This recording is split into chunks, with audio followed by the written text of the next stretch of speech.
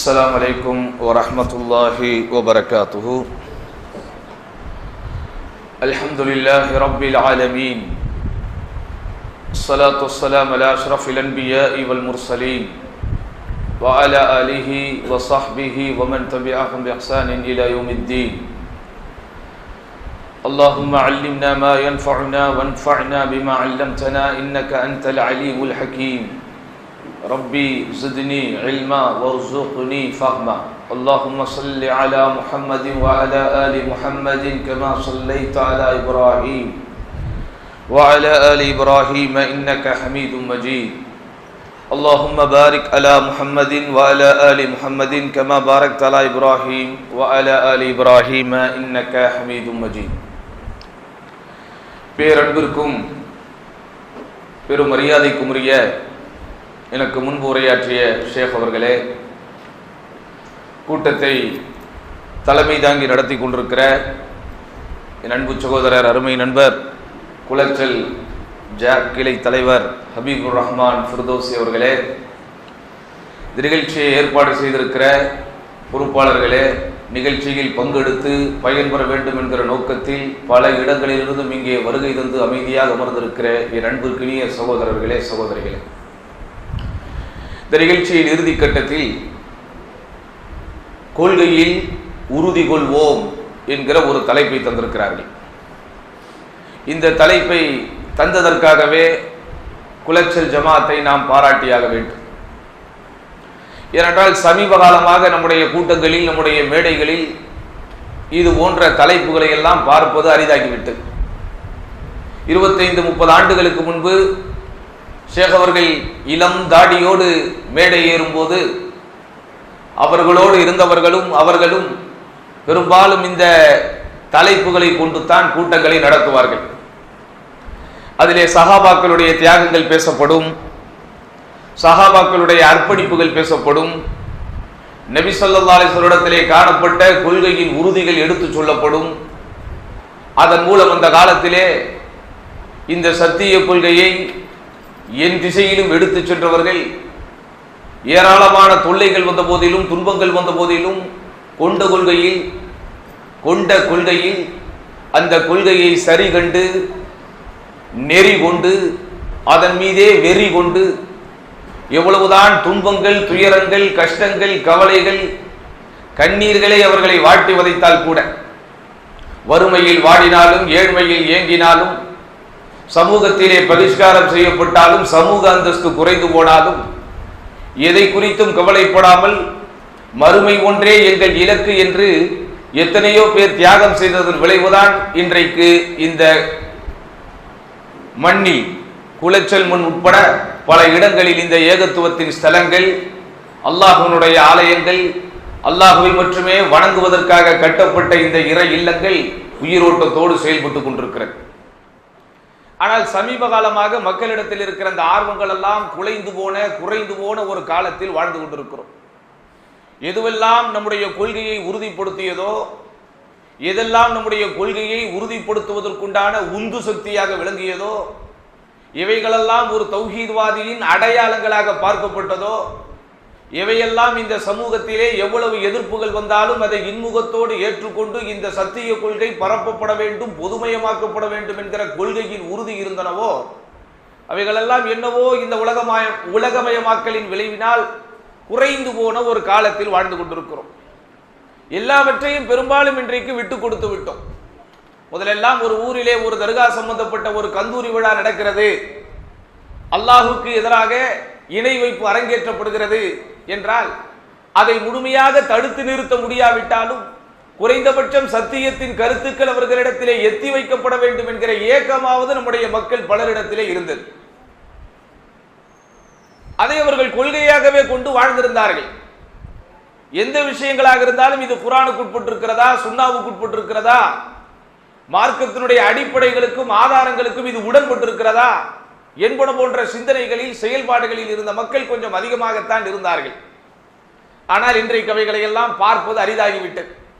பெரும்பான்மையான மக்கள் தங்களுக்கு தாங்களே சமரசம் செய்து கொண்டார்கள். பெரும்பான்மையான மக்கள், அல்லாஹ் காப்பாற்றியவர்களை தவிர பெரும்பான்மையான மக்கள், பெற்றோர்கள், இளைஞர்கள் எல்லோரும் இன்றைக்கு தங்களுக்கு தாங்களே சமரசம் செய்து கொண்டார்கள். ஷிர்க் பிதஅத் எல்லாம் ஷேக் கமாலுதீன் காலத்தோடு, ஷேக் கமாலுதீன் மதனி ஹஃபிஸஹுல்லாஹ் அவர்கள் காலத்தோடு முடிந்து விட்டது, அவர்களுக்கு மட்டும்தான் அந்த பொறுப்பு இருந்தது என்பன போன்ற பொது பார்வை இன்றைக்கு பெரும்பான்மையான மக்களை நோயாய் பீடித்துக் கொண்டிருக்கிறது என்கிற கவலையோடு இந்த தலைப்பிற்குள் நாம் நுழைய வேண்டும். கொள்கையில் உறுதி கொள்வோம் என்கிற தலைப்பு தந்திருக்கிறார்கள். ஆனால் உண்மையிலேயே இன்றைக்கு நம்முடைய நிலைமை எப்படி இருக்கிறது தெரியுமா? கொள்கையின் உறுதி கொள்வோம் என்று ஆகிவிட்டது. கொள்கையில் உறுதி கொள்வோம் என்பதற்கும் கொள்கையின் உறுதி கொள்வோம் என்பதற்கும் இருக்கக்கூடிய ஒரு வித்தியாசம் தான் இன்றைக்கு நம்முடைய வாழ்க்கையின் செயல்பாடுகள். அதனால் இன்றைக்கு இங்கே பேசப்படக்கூடிய உரையை இங்கு பெரியவர்கள் பலர் வந்திருக்கிறீர்கள். உங்களுக்கெல்லாம் தெரியும், அந்த காலத்தில் இந்த ஷேகுமார்களுடைய தௌஹீது பிரச்சாரங்கள் எப்படி இருந்தது, எப்படி அது ஹிக்மத்தான முறையிலே மதிநுட்பமான முறையிலே கையாளப்பட்டது, எவ்வளவு கவலையோடும் எவ்வளவு ஆர்வத்தோடும் எவ்வளவு ஆர்ப்பரிப்போடும் எவ்வளவு தியாகத்தோடும் எவ்வளவு அர்ப்பணிப்போடும் எவ்வளவு உள தூய்மையோடும் எவ்வளவு கலப்படமற்ற சிந்தனையோடும் இவைகளெல்லாம் தெரு தெருவாக எடுத்துச் செல்லப்பட்டது. இந்த தமிழ்நாட்டில் முஸ்லிம்கள் எங்கெல்லாம் பெருவாரியாக வாழ்கிறார்களோ அந்த முஸ்லிம்களின் புழுதி பறக்கும் தெருக்களில் எப்படியெல்லாம் இந்த சத்திய கொள்கைகள் பேசப்பட்டது எல்லாம் உங்களுக்கு தெரியும். எனக்கு நன்றாக நினைவிருக்கிறது. சுமார் அப்போது எனக்கு ஒரு 18-19 வயது இருக்கும். ஃபிர்தௌசியா கல்லூரியிலே நான் படித்துக் கொண்டிருக்கும் போது ஷேக் அவர்கள் இதே குமரி மாவட்டத்தின் கோட்டார் பகுதியில் முதலாக ஒரு மேடையில் என்னை ஏற்றினார்கள். அந்த கூட்டத்திற்கு தலைப்பே சத்திய முழக்கு.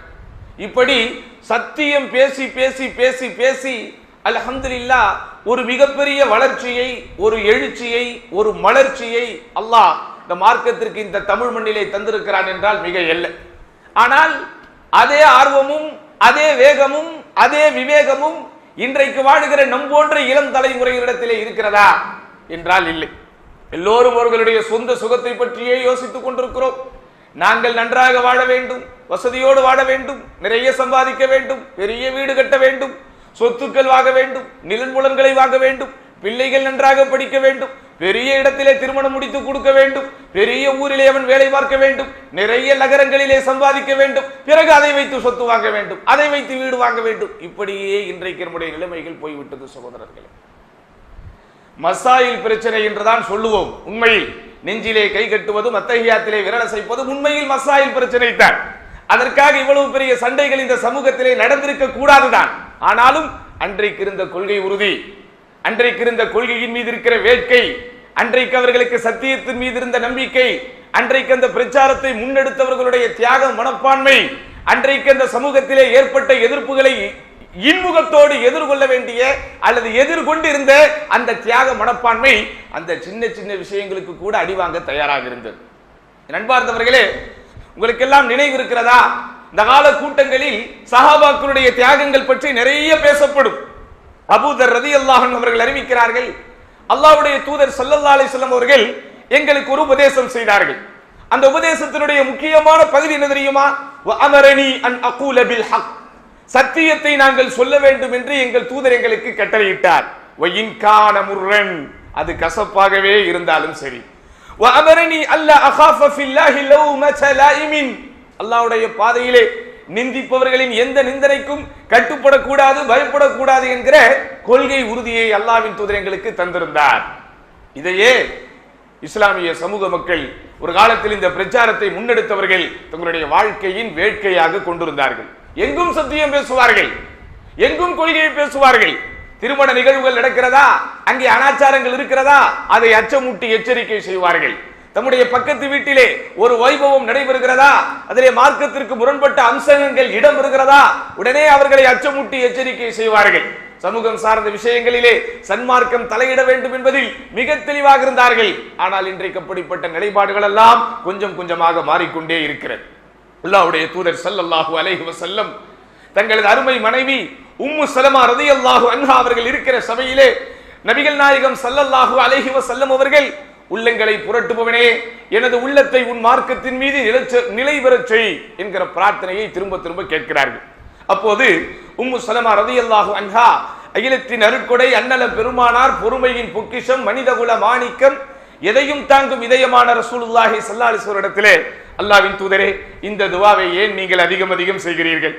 அல்லாஹ்வுடைய தூதரே, இந்த துஆவை நீங்கள் அதிகம் செய்வதற்குண்டான காரணம் என்ன?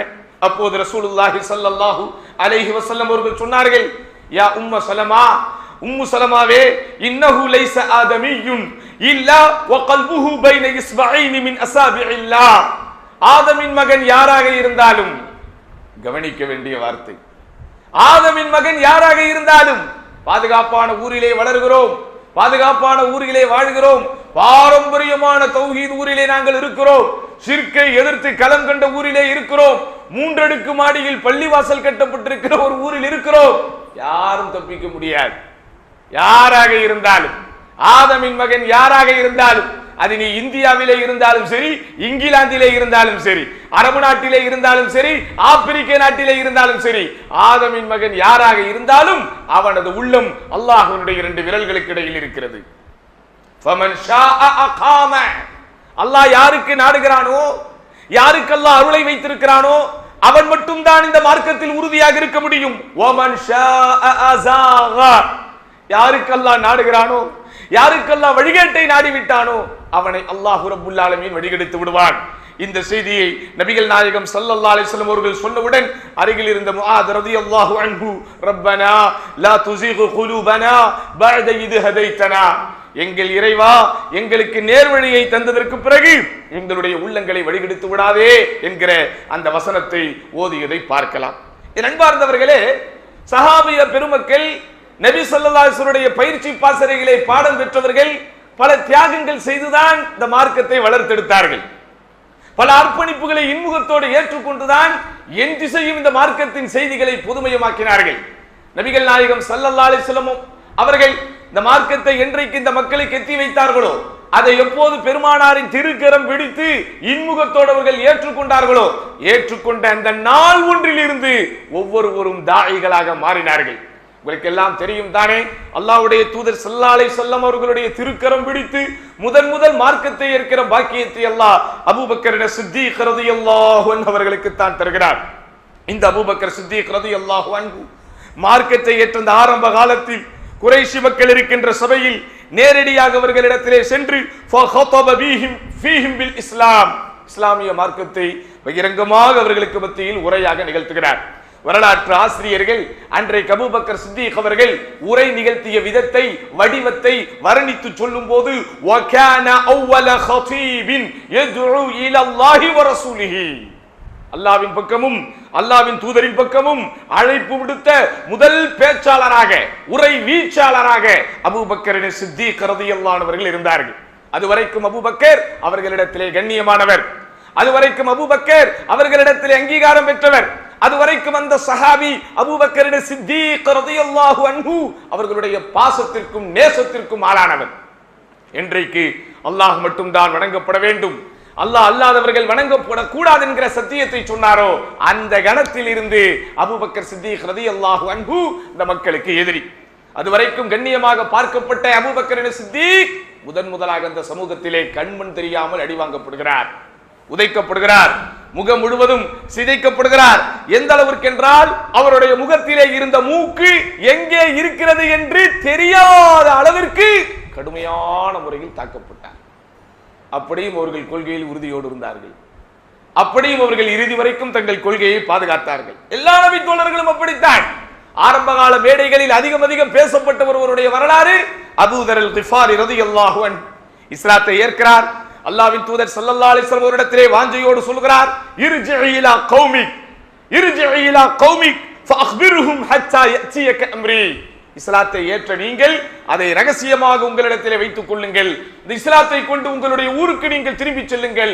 ஒரு நாள் வரும், அதிகாரம் நம் கையில் வரும், நமக்கு அல்லாஹ் சத்தியத்தை கொடுப்பான், அல்லாஹ் நமக்கு வெற்றியை கொடுப்பான், அல்லாஹ் நம்மை மேலோங்க செய்வான்.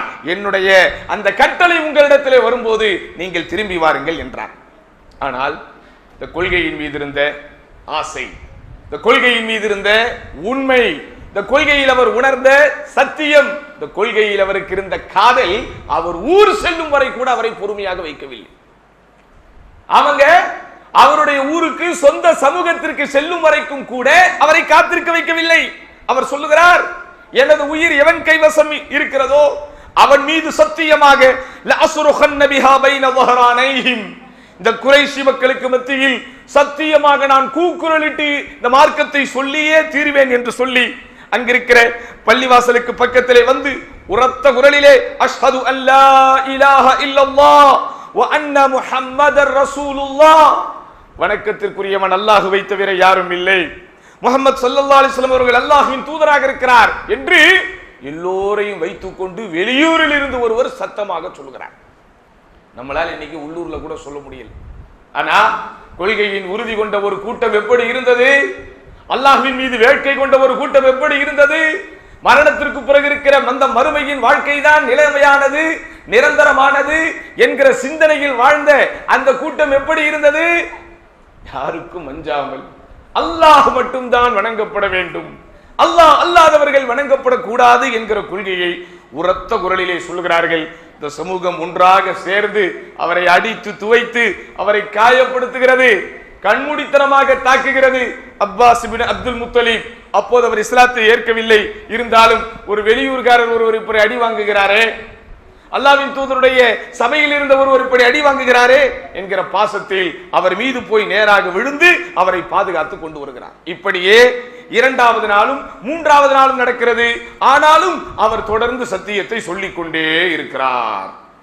இதெல்லாம் ஒரு காலத்தில் நமக்கு பேசப்பட்ட வரலாறு. இன்னொரு சம்பவத்தையும் கேளுங்கள். ஒரு நாள் நபி ஸல்லல்லாஹு அலைஹி வஸல்லம் தோழர்கள் எல்லாரும் ஒன்றாக சேர்ந்து கொண்டு அவர்களுக்கிடையில் ஒரு விவாதம் செய்கிறார்கள் அல்லது ஒரு கருத்து பரிமாற்றம் செய்கிறார்கள். அது என்ன கருத்து பரிமாற்றம்? இது நாள் வரைக்கும் ஆகிவிட்டது, இந்த குறைஷி மக்களுக்கு மத்தியில் அல் குர்ஆனுடைய வசனங்களை பகிரங்கமாக ஓதி அவர்களை நாம் யாரும் கேட்க செய்யவில்லையே என்று ஒரு கருத்து அவர்களுக்கிடையில் பரிமாறப்படுகிறது. உடனே அப்துல்லாஹ் பின் மஸ்ஊத் ரலியல்லாஹு அன்ஹு எழுந்து நான் அந்த வேலையை செய்ய போகிறேன் அப்படிங்கிறாங்க. சுற்றி இருந்த எல்லோரும் நக்ஷாஹும் அலைக், அப்துல்லாஹ் பின் மஸ்ஊத் அவர்களே இப்படி செய்யாதீர்கள், உங்கள் மீது நாங்கள் அவர்களை பயப்படுகிறோம், நீங்கள் இப்படி சொன்னால் வேதத்தின் வசனத்தை நீங்கள் தைரியமாக ஓத ஆரம்பித்தால் கட்டாயம் உங்களை அவர்கள் தாக்குவார்கள், நீங்கள் அந்த காரியத்தை செய்ய வேண்டாம் என்கிறார்.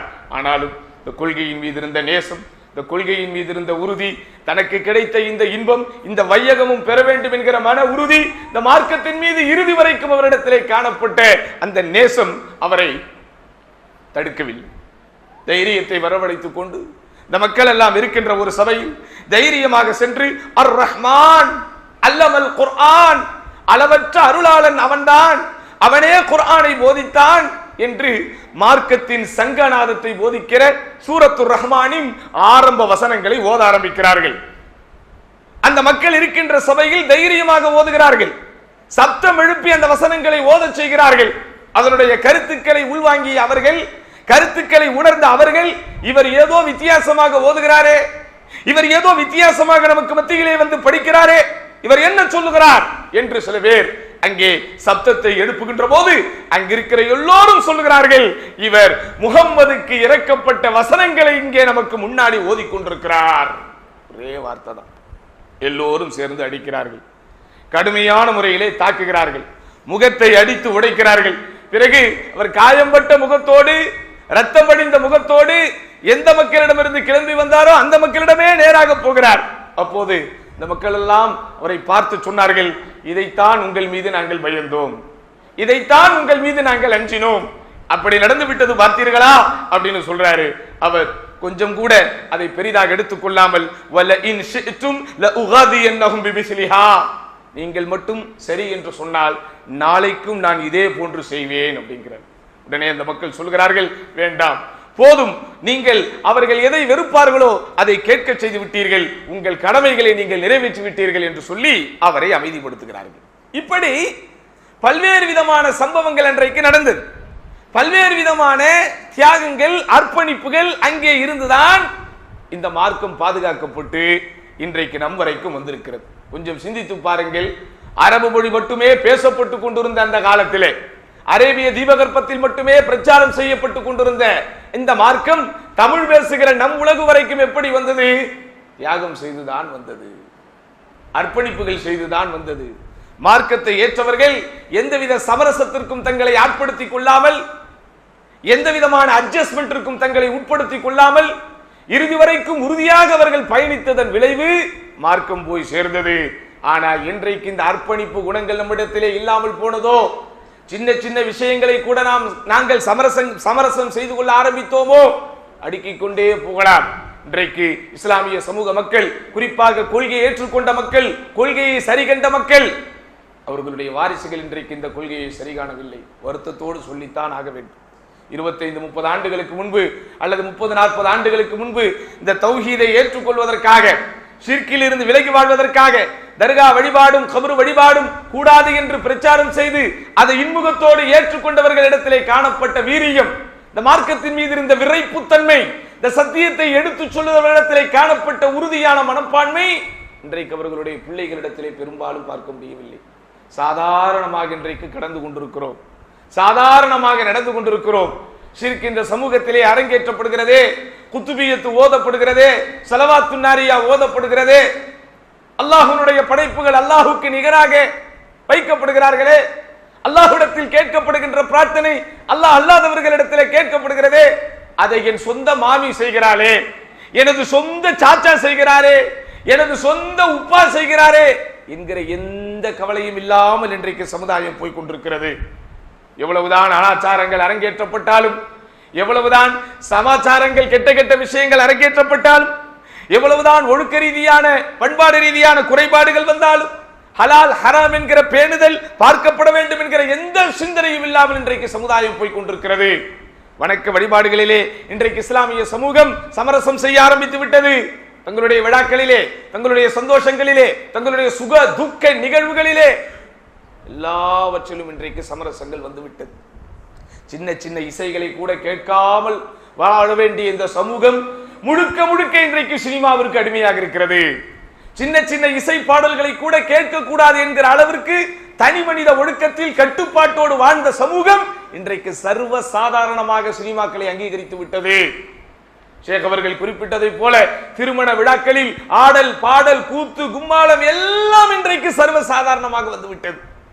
அதில் கலந்து கொள்ளக்கூடாது என்று ஓரளவிற்கு கட்டுப்பாடோடு பேணப்பட்டு வந்த அந்த சுய கட்டுப்பாடு கூட இன்றைக்கு தளர்த்தப்பட்டு விட்டது. கேட்டா நாங்கள் உறவை பாதுகாக்கிறோம் என்று அவருக்கே தெரியும், இது சமாளிப்பதற்குண்டான பதில். ஏன்பா உறவை பாதுகாப்பதற்கு அந்த ஒரு நாள் தான் கிடைச்சதா?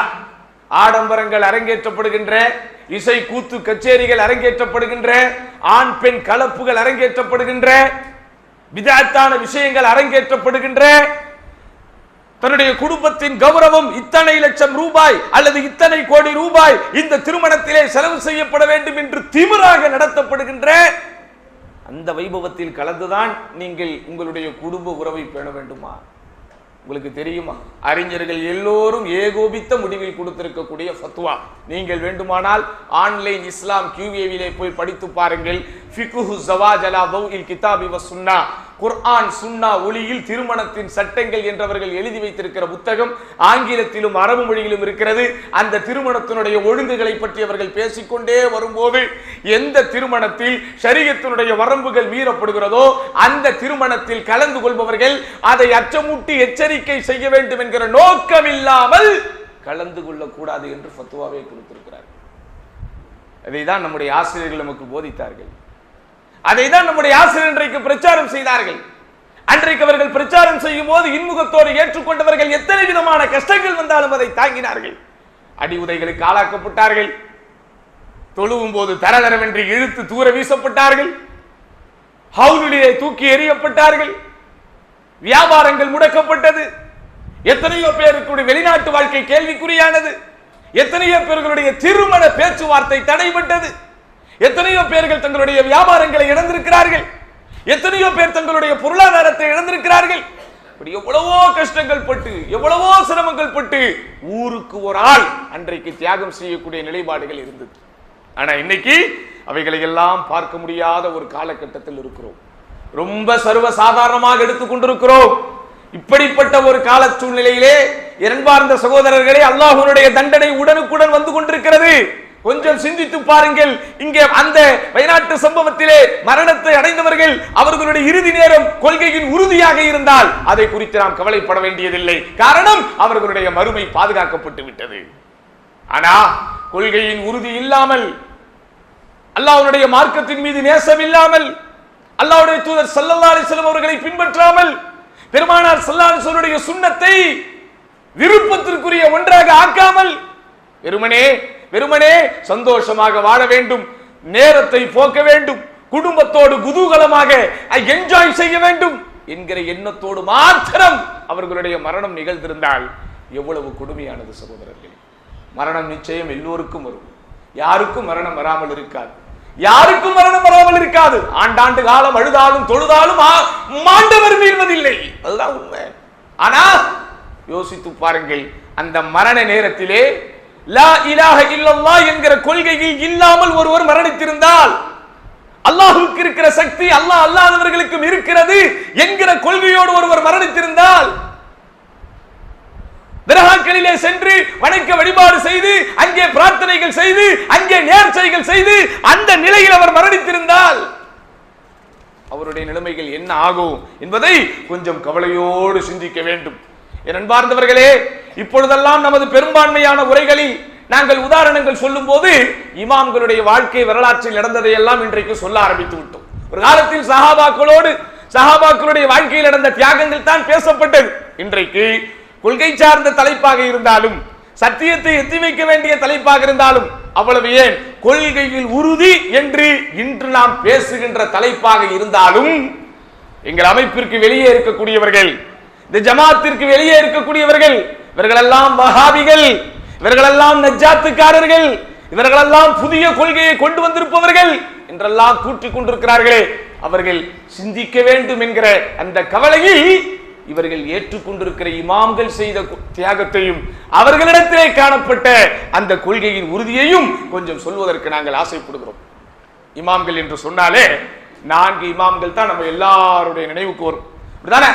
அதிலே இமாம் அபூ ஹனீஃபா ரஹிமஹுல்லாஹ் அவர்களது வாழ்க்கையில் நடந்த ஒரு சம்பவத்தை நீங்கள் கேட்க வேண்டும். இமாம் அபூ ஹனீஃபா ரஹிமஹுல்லாஹ் மிகப்பெரிய செல்வாக்கோடும் மிகப்பெரிய மாணவர் பட்டாளத்தோடும் பின்பற்றுபவர்கள் அதிகமான எண்ணிக்கை கொண்டும் வாழ்ந்த ஈராக்கின் மிகப்பெரிய ஒரு அறிஞர், மிகப்பெரிய ஒரு முஃப்தி, மார்க்க தீர்ப்பு கொடுக்கக்கூடிய அளவிற்கு மக்களை வழிநடத்தக்கூடிய மிகப்பெரிய ஒரு ஆசானாக இருந்தவர்தான் இமாம் அபூ ஹனீஃபா ரஹிமஹுல்லாஹ். ஈராக்கின் கல்வி சுடர் என்று அவர் வர்ணிக்கப்படக்கூடிய அளவிற்கு இந்த சமூகத்திற்கு கல்வி சேவையாற்றியவர். அவங்க எல்லாம் என்ன வேலை பார்த்தாங்க? இன்னைக்கு அவர்கள் எல்லாம் யாரை எதிர்த்து களம் கண்டார்கள்? இன்றைக்கு அஹ்லு சுன்னத் வல் ஜமாத் என்று ஒவ்வொருவரும் போர்டு போட்டுக் கொள்கிறார்களே, உண்மையாலுமே அஹ்லு சுன்னத் வல் ஜமாத் என்கிற வார்த்தை யாரால் பாவிக்கப்பட்டது? இந்த இமாம் அபூ ஹனீஃபாவாகட்டும், இமாம் ஷாஃபி ஆகட்டும், அல்லது இமாம் மாலிக் ஆகட்டும், அல்லது இமாம் அஹ்மத் இப்னு ஹம்பல் ஆகட்டும், இவர்கள் தான் அவர்கள் வாழ்ந்த காலத்தில் அஹ்லு சுன்னத் வல் ஜமாத் என்று அடையாளப்படுத்தப்பட்டார்கள். இங்கே உங்களுடைய சிந்தனையில் ஒரு கேள்வி வர வேண்டும். ஏன் அல்லாஹ் நமக்கு முஸ்லிம் என்று பெயர் வைத்திருக்கிறானே, அவர்கள் எல்லாம் ஏன் தங்களை முஸ்லிம்கள் என்று மாத்திரம் அடையாளப்படுத்திக் கொள்ளவில்லை? இன்றைக்கும் பல பேர் கேட்பார்கள், எங்களை நாங்கள் சலஃபிகள் என்று சொன்னாலோ, எங்களை நாங்கள் அஹ்லு தௌஹீத், தௌஹீதை பின்பற்றக்கூடியவர்கள் என்று சொன்னாலோ, ஏம்பா அல்லாஹ் உனக்கு முஸ்லிம்னு பேர் வச்சிருக்கிறான், நீ ஏன் உனக்கு தனித்தனியான பேரை சொல்கிறாய் என்று இன்றைக்கு வரைக்கும் பலரும் கேட்பார்கள். அவர்களிடத்தில் பணிவோடு நாங்கள் திருப்பி கேட்கிற கேள்வி, அல்லாஹ் தான் நமக்கு முஸ்லிம் என்று பெயர் வைத்திருக்கிறான் அல்லவா, அப்போது ஏன் யா அய்யுஹல்லதீன ஆமனு, இறை நம்பிக்கை கொண்டவர்களே என்று கூப்பிடுகிறான்? ஏன் மூமின்களே என்று கூப்பிடுகிறான்? முஸ்லிம்களே என்று மட்டும் கூப்பிட வேண்டியதுதானே, முஸ்லிம்களே என்று அழைக்க வேண்டியதுதானே. யா அய்யுஹல்லதீன அஸ்லமு, ஓ இஸ்லாமை ஏற்றவர்களே என்று மாத்திரம் அல்லாஹ் நம்மளை அழைக்க வேண்டியதுதானே.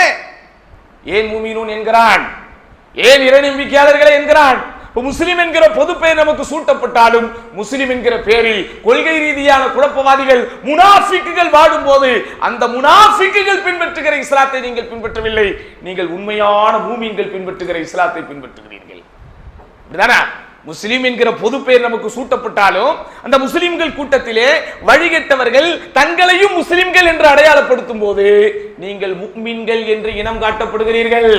நயவஞ்சகர்களில் சில பேர் வந்து நாங்களும் மூமின்கள் தான், நாங்களும் நம்பிக்கையாளர்கள் தான் என்றார்கள். அல்லாஹ் மறுக்கிறான், அல்லாஹ் தடுக்கிறான்.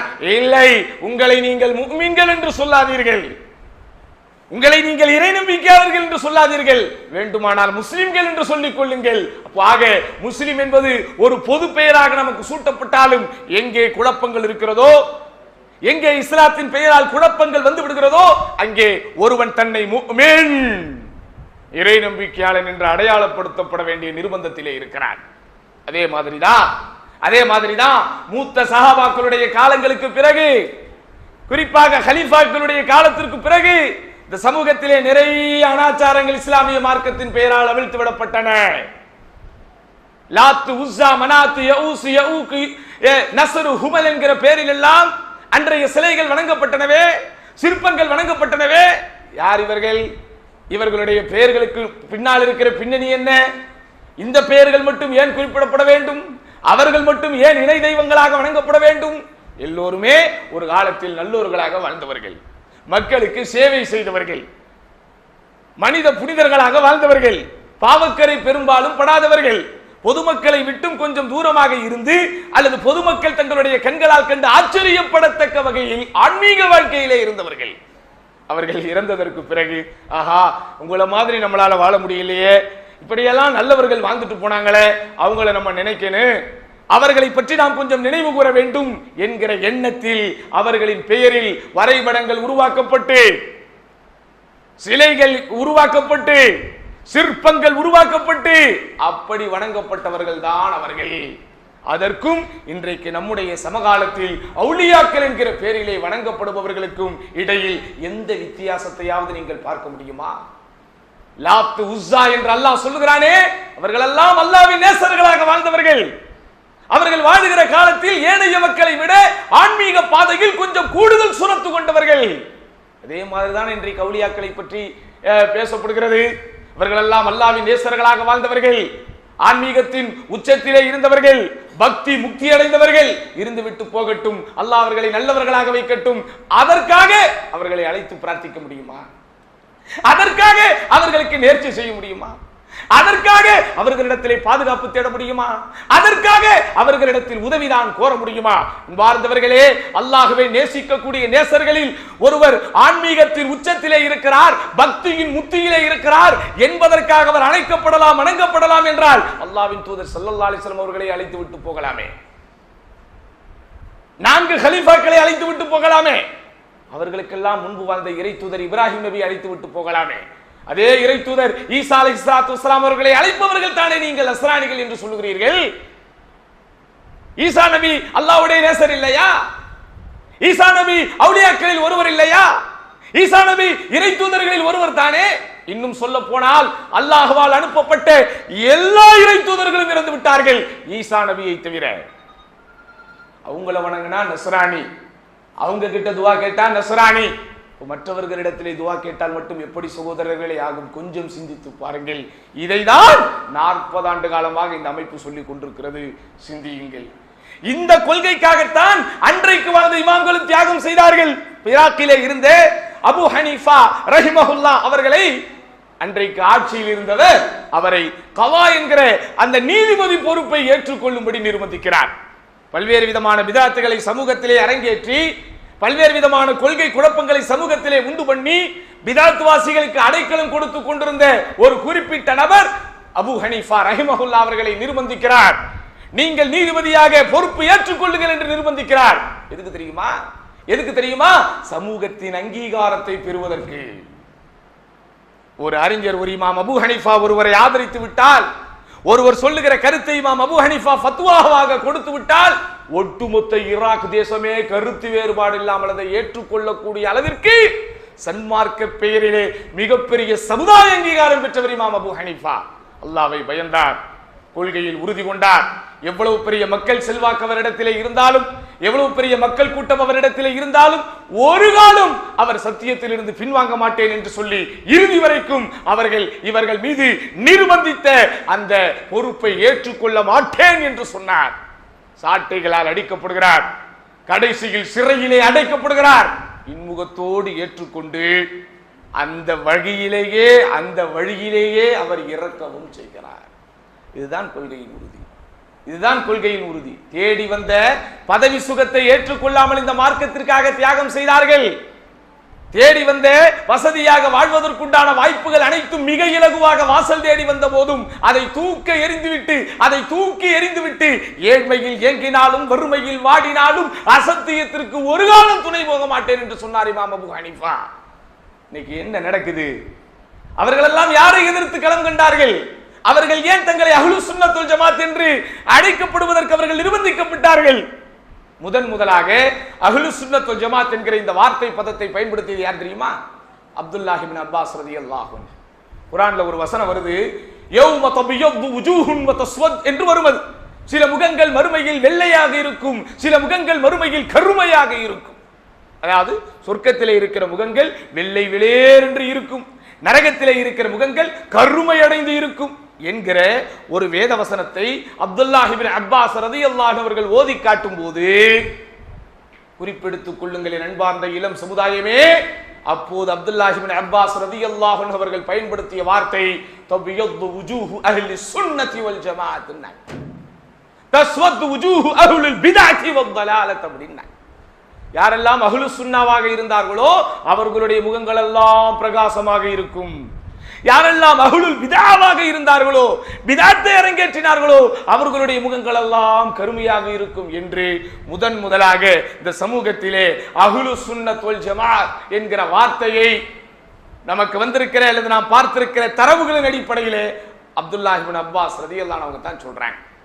அன்றில் இருந்துதான் பாரம்பரியமாக இஸ்லாமிய சமூக மக்கள் நாங்கள் ஷியாக்களை சார்ந்தவர்கள் அல்ல, நாங்கள் ராஃபிதாக்களை சார்ந்தவர்கள் அல்ல, நாங்கள் ஜஹமியாக்களை சார்ந்தவர்கள் அல்ல, நாங்கள் முர்ஜியாக்களை சார்ந்தவர்கள் அல்ல, நாங்கள் முத்தசிலாக்களை சார்ந்தவர்கள் அல்ல, நாங்கள் கதரியாக்களை சார்ந்தவர்கள் அல்ல. யாருங்க இவங்கெல்லாம்? எப்ப பார்த்தாலும் நீங்கள் மைக்கை கொடுத்து முர்ஜியாக்கள் என்கிறீர்கள், ஜஹமியாக்கள் என்கிறீர்கள், முத்தசிலாக்கள் என்கிறீர்கள், கதரியாக்கள் என்கிறீர்கள். இவங்க பேருக்கெல்லாம் உங்களுக்கு விளக்க வேணாம், உதாரணம் புரிந்து கொள்ளுங்கள். இன்றைக்கு நாம் வாழுகிற காலத்திலே காதியானியாக்கள் இருக்கிறார்களா இல்லையா? அகமதியாக்கள் இருக்கிறார்களா இல்லையா? குர்ஆன் மட்டுமே போதும் என்று சொல்லுகிற வீணர்கள் மூடர்கள் இருக்கிறார்களா இல்லையா? ஹதீஸை மறுக்கிற தமிழ்நாட்டு தௌஹீதுக்காரர்கள் இருக்கிறார்களா இல்லையா? ஷியாக்கள் உலகம் முழுவதும் பரவி இருக்கிறார்களா இல்லையா? விரவி இருக்கிறார்களா இல்லையா? இந்த வழிகட்ட கூட்டத்தை சார்ந்தவங்க நாங்க இல்ல, அதனால நாங்க அஹ்லுஸ் சுன்னத்தி வல் ஜமாத் என்று பாரம்பரியமாக அழைக்கப்பட்ட புனிதமான பேர் இந்த அஹ்லுஸ் சுன்னத்தி வல் ஜமாத். இந்த கொள்கையில் இருந்தே, இந்த கொள்கையில் இருந்ததற்காகத்தான் அன்றைக்கு அவர்கள் கொடுமைப்படுத்தப்பட்டார்கள். இந்த கொள்கையில் இருந்ததற்காகத்தான் அன்றைக்கு அவர்கள் சிறைவாசம் அனுபவித்தார்கள். இந்த கொள்கையில் இருந்ததற்காகத்தான் அன்றைக்கு அவர்கள் தாக்கப்பட்டார்கள். இந்த கொள்கையில் இருந்தது மாத்திரமல்லாமல் இந்த கொள்கையிலேயே அவர்கள் இறந்தும் போனார்கள் சகோதரர்களே. அதற்கடுத்து இமாம் அஹ்மத் இப்னு ஹம்பல் அவரை போல் ஒரு நெஞ்சுரம் மிக்க ஒரு இமாமை நாம் பார்க்க முடியாது. தான் கேட்டிருக்கிற, தான் சார்ந்திருக்கிற இந்த சத்திய கொள்கைக்காக எந்த அளவிற்கு வேண்டுமானாலும் தியாகத்தை இன்முகத்தோடு ஏற்றுக்கொள்ளலாம் என்கிற ஒரு உதாரணத்திற்கு சொந்தக்காரராக எடுத்துக்காட்டாக வாழ்ந்தவர் இமாம் அஹ்மத் இப்னு ஹம்பல். அவர் காலத்திலும் ஒரு கொள்கை குழப்பம் வருகிறது. அவர் காலத்திலும் ஒரு கொள்கை குழப்பம் வருகிறது. அல் குர்ஆன் படைக்கப்பட்டது, அது இறக்கப்பட்டதல்ல என்கிற ஒரு கொள்கை குழப்பம். ஏன் இதை சிம்பிளா எடுத்துட்டு போக வேண்டியதானே?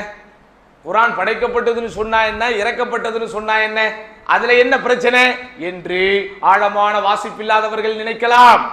இது போன்ற கொள்கை பிரச்சனைகளின் பின்னணிகளால் ஏற்படக்கூடிய பாரிய பாதிப்புகளை பற்றி உணராதவர்கள் எண்ணிக்கொள்ளலாம். இன்றைக்கு நம் சமூக மக்கள் நினைத்துக் கொண்டிருக்கிறார்களா இல்லையா? ஏன் அவர்கள் தர்காவிற்கு போனால் என்ன, அல்லாஹ் அல்லாதவர்கள் அழைத்து பிரார்த்தித்தால் என்ன, அவர்கள் தான் அல்லாஹையும் அழைக்கிறார்கள் இல்லையா? இன்னைக்கு வரைக்கும் பேசிக்கிட்டு இருக்கிறாங்களா இல்லையா? இன்னைக்கு வரைக்கும் பேசிக்கிட்டு இருக்கிறாங்களா? ஆடம்பரமா திருமணம் செய்தால் என்ன, வரதட்சணை வாங்கி திருமணம் செய்தால் என்ன, ஏன் இதெல்லாம் நீங்க சமூகத்துல பிரச்சனை பண்றீங்க? சரிப்பா, இதெல்லாம் பிரச்சனை பண்ணல, எதை பிரச்சனை பண்ணலாம் அதை சொல்லுங்க. இவை அதாவது தர்காவை பற்றி பிரச்சனை பண்ணக்கூடாது, கபர் வழிபாவை பற்றி பேசக்கூடாது, சமூகத்தில் நடக்கிற அனாச்சாரங்களை பற்றி பேசக்கூடாது. எதை பத்தி பேசணும்? கடைசி வரைக்கும் புருஷன் பொண்டாட்டி விஷயத்தை பத்தி மட்டுமே தான் இந்த சமூகம் பேசிக் கொண்டிருக்கணுமா? கடைசி வரைக்கும் பெற்றோர்கள், பிள்ளைகள், குடும்பம் இதை பத்தி மாத்திரமே தான் பேசிக்கிட்டு இருக்கணுமா? எங்க அந்த கணவன் மனைவி மக்கள் என்கிற குடும்பமே சீராக வேண்டுமானால் உங்களுக்கு கொள்கை வேண்டும். கொள்கை தெளிவில்லாமல் உங்களுடைய குடும்பத்தை நீங்கள் சீராக சிறப்பாக நடத்த முடியாது. அதான் ஷேக் அவர்கள் இவ்வளவு நேரம் நமக்கு பேசிட்டு போனாங்க. குடும்பம்னு பேசினா கூட இவங்க தேவையில்லாம ஏன்பா அந்த கொள்கைங்கிறாங்க. உண்மைதான் பிரதர். கொள்கை இல்லாமல் உன் குடும்பத்தை நீ எப்படி அல்லாவின் பாதையிலே அல்லாஹ்வுடைய திருப்தியை பெறத்தக்க வகையில நீ எடுத்துக்க முடியும்? அதாவது ஒரு பெண் இந்த விஷயங்களுக்காக பொதுவாக மனமுடிக்கப்படுகிறாள், நீ மார்க்கம் உள்ள பெண்ணை தேர்ந்தெடுங்கிறாங்களே. மார்க்கம்னா என்ன சொல்லுங்க? மார்க்கம்னா என்ன? அல்லாஹ்வை வணங்குவது தானங்க மார்க்கம். அல்லாஹ் அல்லாதவர்களை வணங்காமல் இருப்பதுக்கு பேர் தானே மார்க்கம். அல்லாஹ்வை தொழுவது தானே மார்க்கம். அப்ப அல்லாஹ் அல்லாதவர்களுக்கு அந்த தொழுகையை நிலைநாட்ட கூடாதுங்கிறது தானே மார்க்கம். நோன்பு வைப்பது தானே மார்க்கம். அதை அல்லாஹ்வுக்கு மட்டும் வைக்கிறது தானே மார்க்கம். அதை அல்லாஹ் அல்லாதவர்களுக்கு வைக்க கூடாது என்பது தானே மார்க்கம். அதனாலதான் நபிகள் நாயகம் ஸல்லல்லாஹு அலைஹி வஸல்லம் அவர்கள் எல்லோருக்கும் ஆரம்பத்தில் கொள்கையே போதித்தார்கள். அப்துல்லாஹ் இப்னு அப்பாஸ் ரலியல்லாஹு அன்ஹு அவர்களை அழைத்து அல்லாஹ்வுடைய தூதர் ஸல்லல்லாஹு அலைஹி வஸல்லம் அவர்கள், என் அருமை அதாவது சிறுவரே, யா குலாம், ஓ சிறுவரே, நீ எதையேனும் கேட்டால் அல்லாஹ்விடத்திலே கேளு, நீ எதையேனும் உதவி கேட்டால் அல்லாஹ்விடத்திலே உதவி தேடு.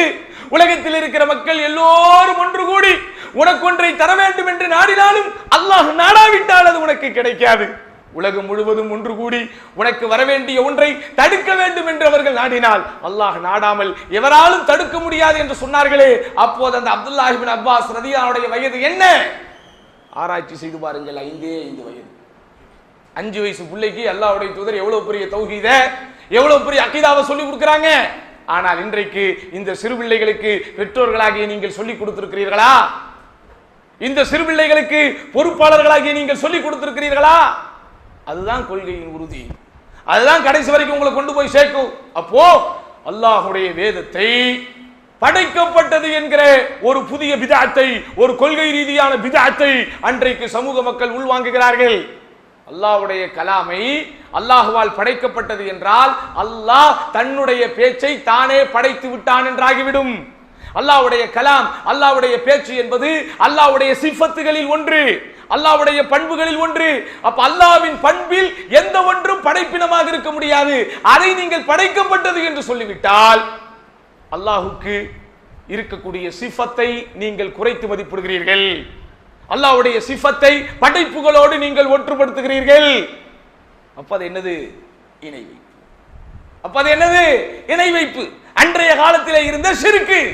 அந்த ஷிர்க்கை எதிர்த்துதான் அஹ்லுஸ் சுன்னத் வல் ஜமாஅத்தினுடைய ஸ்தாபகர்களில் ஒருவர் என்று சொல்லப்படக்கூடிய அளவிற்கு உண்மையாலுமே ஸ்தாபகர் அல்லாஹ்வுடைய தூதர் ஸல்லல்லாஹு அலைஹி வஸல்லம் தான். இருந்தாலும் இந்த சமூக மக்கள் விளங்கி வைத்திருக்கிறார்களே, அஹ்லுஸ் சுன்னத் வல் ஜமாஅத்தின் அடிப்படையான 4 இமாம்கள் என்று சொல்கிறீர்களே, இந்த 4 இமாம்களில் இரண்டாவது இமாமான இமாம் அஹ்மத் இப்னு ஹம்பல் ரஹிமஹுல்லாஹ் போராடியது அந்த காலத்தில் இருந்த ஷிர்க்குக்கு எதிராகத்தான். அந்த கொள்கையில ரொம்ப உறுதியா இருந்தாங்க. ஆட்சி பொறுப்புக்கு வந்த அன்றைய அப்பாசி ஆட்சியாளர்களில் சில பேர் இந்த புதிய கருத்தால் ஈர்க்கப்படுகிறார்கள். காரணம் அது லாஜிக்காக இருக்கிறது, அது ரொம்ப பகுத்தறிவு ரீதியாக ஒத்து போகிறது. ஆதலால் அறிவுக்கு முக்கியத்துவம் கொடுத்தவர்கள், ஆதாரத்தை பிற்படுத்தியவர்கள் இந்த கொள்கையை சரிகண்ட போது அன்றைக்கு இருந்த பெரும்பான்மையான அறிஞர்கள் இதை சரிகாண்கிறார்கள். சத்தியத்திலே இருந்தவர்கள் கூட சின்ன அச்சுறுத்தல் வந்த உடனேயே தங்களுடைய கருத்தை மாற்றிக் கொள்கிறார்கள் அல்லது அமைதியாக இருந்து விடுகிறார்கள். ஆனால் இந்த அஹ்மத் இப்னு ஹம்பல் ரஹிமஹுல்லாஹ் மட்டும் இறுதி வரைக்கும் சகோதரர்களை உறுதியோடு போராடுகிறார். எவ்வளவு பெரிய இழப்பு வந்தாலும் பரவாயில்லை, போராடுகிறார். அவருடைய மாணவர்கள் பட்டாளம் பற்றி உங்களுக்கு தெரியுமா? ஒரு தர்சு, ஒரு வகுப்பு அவர் எடுக்க ஆரம்பித்தால் சுமார் 5000 பேர் அவருடைய வகுப்பிலே ஒன்று கூடுவார்கள். அதில் 500 பேர் பேனா புத்தகத்தோடு வந்து அமர்வார்கள். மீதி 4500 பேரும் இமாம் அஹ்மத் இப்னு ஹம்பல் பேசக்கூடிய பேச்சையும் அவரிடத்திலே காணப்பட்ட அதமையும் அவரிடத்திலே காணப்பட்ட மரமையும் ரசித்து பார்த்து உட்கார்ந்து கொண்டே இருப்பார்கள். அவ்வளவு தூரம் சமூகத்திலே செல்வாக்கும் சொல்வாக்கும் கொண்டவர் இமாம் அஹ்மத் இப்னு ஹம்பல். எல்லாத்தையும் தகர்த்தெறிகிறாங்க. வாய்ப்பூட்டு சட்டம் போடப்படுகிறது. எங்கும் அவர் வகுப்பெடுக்க கூடாது என்கிற முடிவு எடுக்கப்படுகிறது. உள்ளூரிலேயே அவர் இருக்கக்கூடாது என்கிற ஒரு தீர்மானம் போடப்படுகிறது. இமாம் அஹ்மத் இப்னு ஹம்பல் ரஹிமஹுல்லாஹ் வீட்டு சிறையில் வைக்கப்படுகிறார்.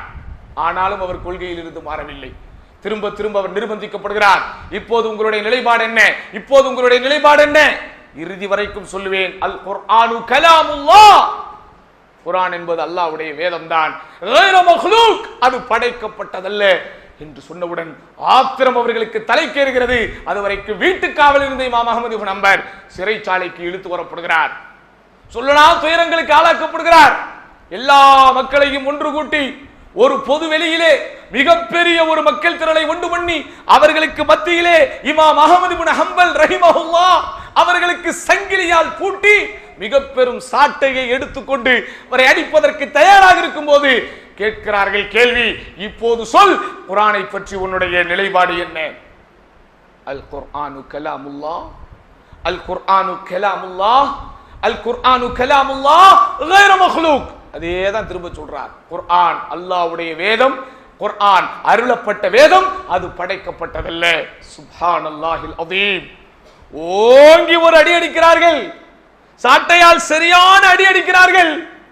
அடி விழுந்தவுடன் ஒரு வாயில் இருந்து வந்த வார்த்தை பிஸ்மில்லாஹ், அல்லாஹ்வின் பெயர் சொல்லி இந்த அடியை நான் ஏற்றுக்கொள்கிறேன். யாராவது சொல்லுவோமா இத? அல்லாஹ்வின் பெயர் சொல்லி இந்த அடியை நான் ஏற்றுக்கொள்கிறேன் என்று யாராவது சொல்லுவோமா? பிஸ்மில்லா எதுக்குங்க சொல்லுவோம்? சந்தோஷமான விஷயத்தை நாம் செய்யும் போது சொல்லுவோம். சாப்பிடும் போது பிஸ்மில்லா என்போம், ஆடை அணியும் போது பிஸ்மில்லா என்போம், ஏதாவது நல்ல விஷயம் நடக்கும் போது பிஸ்மில்லா என்போம், குர்ஆனை ஓதும் போது பிஸ்மில்லா என்போம். ஆனால் இமாம் அஹ்மத் இப்னு ஹம்பல் தன்னுடைய காலத்தில் நடைபெற்ற ஷிர்க்கை எதிர்த்து அவர் களமாடிய போது அவருக்கு விழுந்த முதல் அடியை தன் மேனி ஏற்கும் போது அவர் சொன்னார், பிஸ்மில்லா, அல்லாஹ்வின் பெயர் கொண்டு ஏற்றுக்கொள்கிறேன். இரண்டாவது அடி விழுது, லா ஹவுல வலா குவத்த இல்லா பில்லாஹ், லா ஹவுல வலா குவத்த இல்லா பில்லாஹ். நன்மையில் ஈடுபடுவதும் தீமையில் இருந்து விலகி வருவதும் அல்லாஹுவை கொண்டே தவிர முடியாது என்கிற ஈமானிய உரமேற்றும் ஈமானிய உறுதியேற்றும் அந்த கலிமாவை, அந்த வார்த்தையை லா ஹவுல வலா குவத்த இல்லா பில்லாஹ் என்கிற ஈமானிய சங்கநாதத்தை எங்கே சொல்கிறார். மூன்றாவது அடி விழுகிறது சகோதரர்களே, மூன்றாவது அடி விழுகிறது. அல் குர்ஆனு கலாமுல்லாஹ் கைர மக்லூக். குர்ஆன் அல்லாஹ்வுடைய வேதம், அது படைக்கப்பட்டதல்ல. போதுதான் அவர் மீது இருக்கிற ஆத்திரம் அவர்களுக்கு அதிகமாய் அந்த ஃபோர்ஸை கூட்டுகிறார்கள், மீண்டும் மீண்டும் வேகமாக அடிக்கிறார்கள். நான்காவது அடி விழும்போது குல்லை யுஸீபனா இல்லா மா கதபல்லாஹு லனா, அல்லாஹ் எங்களுக்கென்று எதை விதித்தானோ அதை தவிர எந்த ஒன்றுமே அடையாது என்று சொல்லி, என் அன்பார்ந்தவர்களே, இமாம் அஹ்மத் இப்னு ஹம்பல் ரஹிமஹுல்லாஹ் நெஞ்சுறுதியோடு அவர் மீது விடுகிற சாட்டையடிகளை வாங்கிக் கொண்டே இருக்கிறார். இந்த சம்பவத்தை நேரால் பார்த்த மைமூன் இப்னுல் அஸ்பக் என்கிற அறிவிப்பாளர் சொல்கிறார், ஒவ்வொரு அடியையும் இமாம் அஹ்மத் இப்னு ஹம்பல் வாங்கும் போது நாங்கள் எண்ணிக்கொண்டே இருந்தோம், அத்தனை பேர் கூடியிருக்கிற இந்த சபையில் அல்லாஹ்வின் வேதம் அருளப்பட்டதுதான், அல்லாஹ்வின் வேதம் படைக்கப்பட்டதல்ல என்கிற அந்த கொள்கையை நிலைநாட்ட, அந்த கொள்கையை நிறைவேற்ற 29 சாட்டையடிகள் அவர் மக்கள் மத்தியிலே வாங்குகிறார். அப்போதும் அவர் இன்முகத்தோடு அல்லாஹ்வுக்காக இதை ஏற்றுக்கொள்கிறார். இப்படியெல்லாம் முன்னோர்கள் இருந்தார்கள், இப்படியெல்லாம் முன்னோர்கள் இருந்தார்கள். அவருடைய கொள்கை உறுதிக்கு பலனாக, அவருடைய கொள்கை உறுதியின் விளைவாக, அவரிடத்திலே காணப்பட்ட நெஞ்சுறுதியின் பயனாக, அவருக்கு அடுத்து யாரே அன்றைக்கு ஆட்சி செய்து கொண்டிருந்த அந்த மன்னருக்கு அடுத்து அவருடைய சகோதரர் ஆட்சிக்கு வருகிறார். அவர் அல்ஹம்துலில்லாஹ் இமாம் அஹ்மத் இப்னு ஹம்பல் எந்த கருத்தை சொன்னாரோ அந்த கருத்தை ஏற்றுக்கொள்கிறார். இங்கே தகவலுக்காக ஒன்றை சொல்கிறேன். அன்றைக்கு வாழ்ந்திருந்த அந்த இமாம்கள் எல்லாம் இந்த சத்திய பாதைக்காக எவ்வளவு சோதனைகளையும் அல்லாஹுக்காக ஏற்றுக்கொண்டார்கள் என்பதற்காக மட்டும் இதை நான் கூடுதலாக சொல்கிறேன். அதற்கு அடுத்த முறையாக ஆட்சிக்கு வந்தவர் ஏற்கனவே இவரை கொடுமைப்படுத்தியவரின் சொந்த சகோதரர் என்பதனால் இந்த இமாமுடைய சாபத்திற்கு அவர் ஆளாகிவிடக் கூடாது என்பதனால் ஒவ்வொரு முறையும் இமாம் அஹ்மத் இப்னு ஹம்பல் அன்றைக்கு அடி வாங்கும் போது அன்றைக்கு வாங்கிய 29 சாட்டை அடிகளின் விளைவு சகோதரர்களே, எப்போது எழுந்தாலும் சரி, எப்போது அமர்ந்தாலும் சரி, தன்னுடைய முதுகை பிடித்துக்கொண்டே அமர்வார், முதுகை பிடித்துக்கொண்டே எழுவார். அவ்வளவு தூரம் மரண வழி தந்த அடி.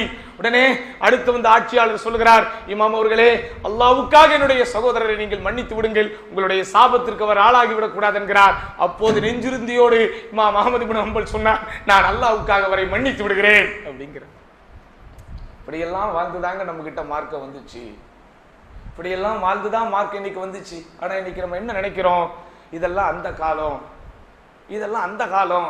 இந்த காலத்துல யார் அப்படி இருக்க முடியும்? இருந்தார்களே, நீங்கள் வாழுகிற இந்த காலத்திலே 25 ஆண்டுகள் 30 ஆண்டுகளுக்கு முன்பு இருந்தார்களே சகோதரர்களே. சொந்தக்காரர்களை பகைத்து, சொந்த உறவுகளை பகைத்து இந்த கொள்கையை நிலைநாட்டுகிறார்களா இல்லையா? உங்களில் இவ்வளவு பேர் மாஷா அல்லாஹ் இந்த ஏகத்துவம் என்கிற தௌஹீதின் பக்கம் வந்திருக்கிறீர்களே, உங்கள் ஒவ்வொருவருடைய தௌஹீதின் வருகைக்கு பின்னால் அல்லாஹ் யாரையோ ஒருவரை காரணமாக வைத்தான் அல்லவா? அவரை சிந்தித்து பாருங்கள், அவருடைய வாழ்க்கையின் தியாகத்தை கொஞ்சம் சிந்தித்து பாருங்கள். ஊரை பகைத்தார்கள், உறவை பகைத்தார்கள். எதற்காக? சமூகத்திலே அங்கீகாரம் பெறவா? சமூகத்திலே அந்தஸ்தை பெறவா? பொருளாதாரத்திலே மேம்படவா? பதவி சுகத்தை அடையவா? ஊரிலே நான் பெரியாள் என்று காட்டவா? காவல்துறையின் தொடர்புகள் வரவா? அரசியல்வாதிகளுடைய தொடர்பை பெறவா? இல்லை சகோதரர்களே, இல்லை. அல்லாஹுக்காக சொன்னார்கள், அல்லாஹுக்காக எடுத்து எம்பினார்கள். ஒவ்வொரு ஊரிலும் வாழ்ந்த ஏழை எளிய மக்கள், அவன் ஆட்டோ ஓட்டுபவனாக இருப்பான், அவன் சாதாரண கூலி தொழிலாளியாக இருப்பான், நாளொன்றுக்கு 100 ரூபாய் 200 ரூபாய் சம்பாதிக்கக்கூடியவனாக இருப்பான். ஆஹா, இந்த மக்கள், இந்த பொதுமக்கள் நாம் சொல்லுகின்ற சத்திய கருத்தை ஏற்காமல் இருக்கிறார்கள். அது மாத்திரமல்ல, நம்மை தொலைவிடாமல் தடுக்கிறார்கள், நம்மை அடித்து துரத்துகிறார்கள். நாம் ஒரு கூட்டம் போட்டால் நம்மை வதைக்கிறார்கள், நாம் ஒரு கூட்டத்திற்கு ஏற்பாடு செய்தால் காவல்துறைகளை போய் கம்ப்ளைண்ட் கொடுக்கிறார்கள், நாம் ஒரு கூட்டம் பேச ஒரு அழைப்பாளரை, ஒரு ஆலிமை அழைத்து வந்தால் அவரை அடித்து துவைக்கிறார்கள்.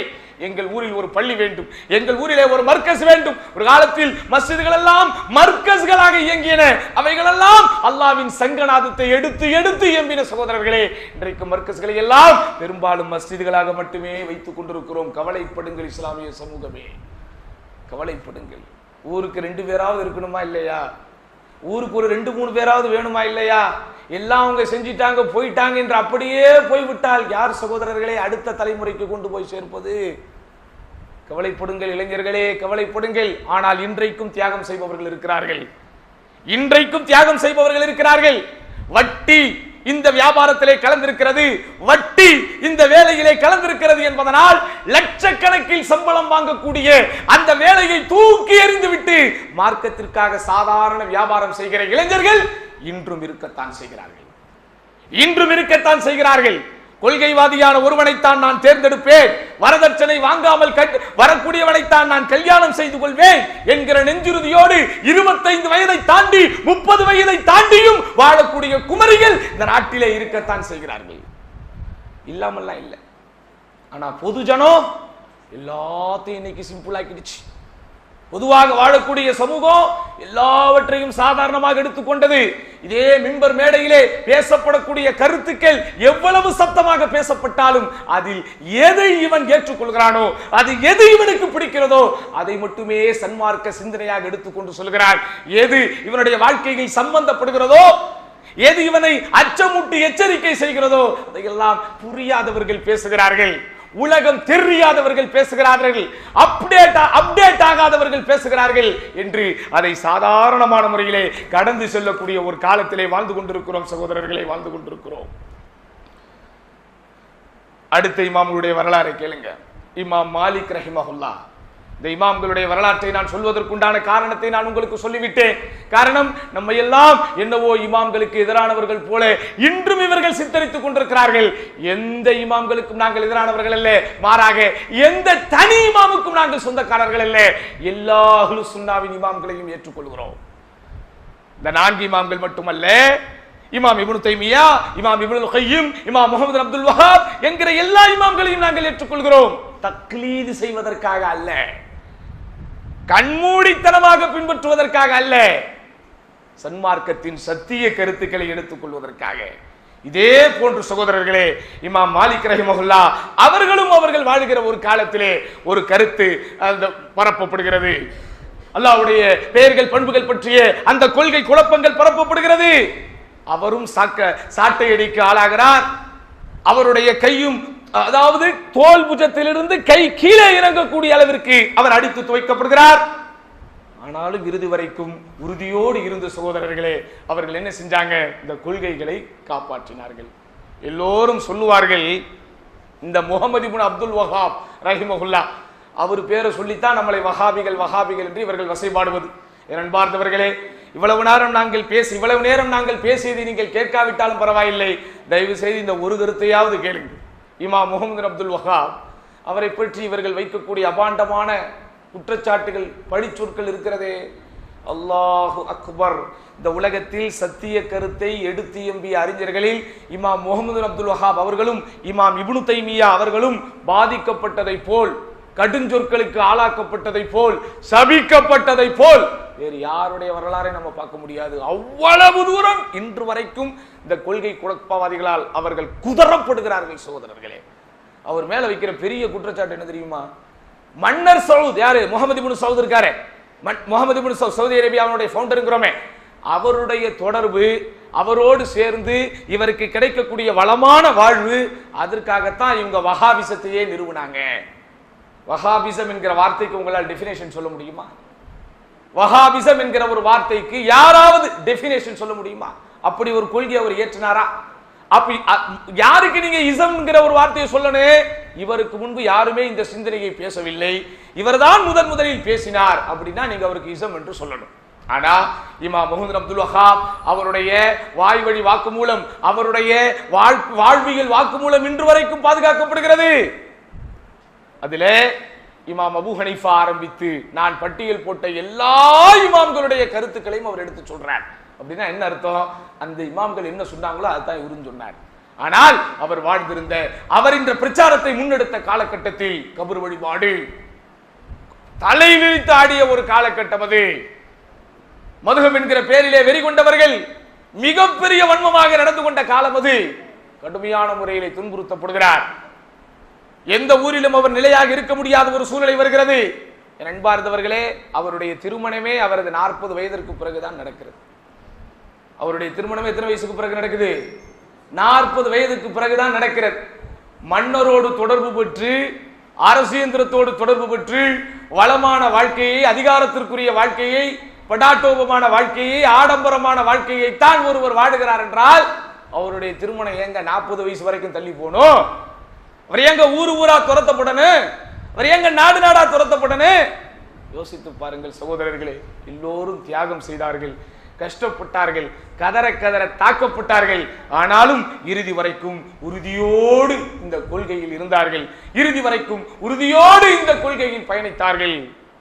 அந்த கொள்கை உறுதி நமக்கு வர வேண்டும். நாமெல்லாம் அன்னைக்கு அவங்க பட்ட அந்த கஷ்டமெல்லாம் ஒரு பட வேண்டிய ஒரு சூழல் இப்போது இருக்கிறதா இல்லையா என்றெல்லாம் தெரியாது. ஆனால் குறைந்தபட்சம் சின்ன சின்ன சங்கடங்களையாவது தாங்கிக் கொள்வதற்குண்டான மனப்போக்குவம் நமக்கு வரும். அட்லீஸ்ட் உங்கள் குடும்பத்தில் ஒருவரத்திலாவது போய் இந்த கொள்கையை சொல்லுங்கள். உங்கள் குடும்பத்தில் ஒருவரை இந்த ஷிர்கில் இருந்து, பிதஅத்தில் இருந்து மீட்டெடுப்பேன். நான் தனிப்பட்ட முறையிலே போய் அவரிடத்திலே பேசுவேன். அவர் என்னை எத்தனை முறை எடுத்தறிந்து பேசினாலும், எத்தனை முறை என்ன அவர் ஏளனமாக பேசினாலும் அவரிடத்திலே போய் தன்மையாக நான் சொல்வேன், மென்மையாக சொல்வேன் என்கிற அந்த உறுதிப்பாட்டையாவது என் சமூகமே நீங்கள் எடுக்க வேண்டும். அவர்கள் மீது நாம் அக்கறை கொள்ள வேண்டும், அவர்கள் மீது நாம் ஆறுதல் கொள்ள வேண்டும், அவர்கள் மீது நாம் அன்பு வைக்க வேண்டும். எனக்கு கிடைத்த இந்த சத்தியம் எல்லோருக்கும் போய் கிடைக்க வேண்டும் என்கிற ஒரு உறுதி நமக்கு வர வேண்டும். அதற்கு முக்கியமாக நீங்கள் இந்த கொள்கையில் உறுதியோடு இருக்க வேண்டும். ஆஹா, அவனா ரொம்ப நேர்மையான ஒரு வாழ்க்கையை வாழ்பவனாயிற்றே, அவனா ரொம்ப ஸ்ட்ரைட் ஃபார்வர்ட் ஆச்சே, அவனா கொள்கையில ஸ்ட்ராங்கா இருப்பவனாயிற்றே. அப்படித்தான் நமக்கு முன்பு இந்த பிரச்சாரத்தை முன்னெடுத்தவர்கள் பேரெடுத்தார்கள்.